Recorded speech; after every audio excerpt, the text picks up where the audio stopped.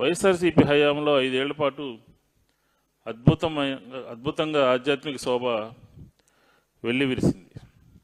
ఘనంగా 5 సంవత్సరాలు రాష్ట్ర వ్యాప్తంగా ఎక్కడా కూడా వినాయక చవితికి సంబంధించినటువంటి కార్యక్రమాలకి ఎక్కడా కూడా చిన్న ఆటంకం కూడా లేకుండా ఆ రోజు మా ప్రభుత్వం సింగిల్ విండో సిస్టమ్ తీసుకొచ్చింది.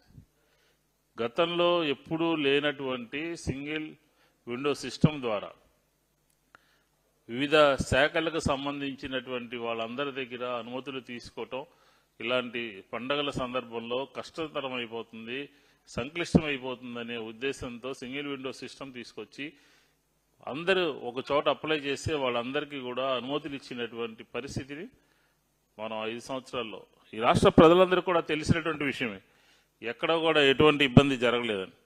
కానీ మీరు వచ్చిన తర్వాత మా విధానాన్నే అమలు చేస్తూ మీరు ఈరోజు గత ప్రభుత్వం మీద నిందలు మోపటం, కానీ మీరు వచ్చిన తర్వాత ఈ రాష్ట్రంలో పెరిగినటువంటి నిత్యావసర సరుకులు కానివ్వండి, అలాగే ఇచ్చినటువంటి కరెంటు షాకులు కానివ్వండి, పీకేసినటువంటి ఉద్యోగాలు కానివ్వండి, రద్దు చేసినటువంటి సంక్షేమ కార్యక్రమాలు కానివ్వండి, ప్రతి కుటుంబం కూడా ఇబ్బంది పడుతోంది.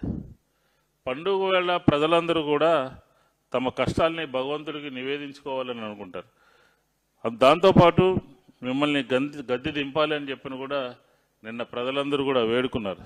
ఈ రాష్ట్రానికి పట్టినటువంటి ఈ ప్రభుత్వము మీ పార్టీ ఒక విఘ్నం అని చెప్పని ఈ రాష్ట్రానికి మీ వల్ల వచ్చినటువంటి ఇబ్బందులు తొలగిపోవాలి అని చెప్పని కూడా అందరూ కూడా వేడుకున్నటువంటి పరిస్థితి మనం నిన్న చూసాం.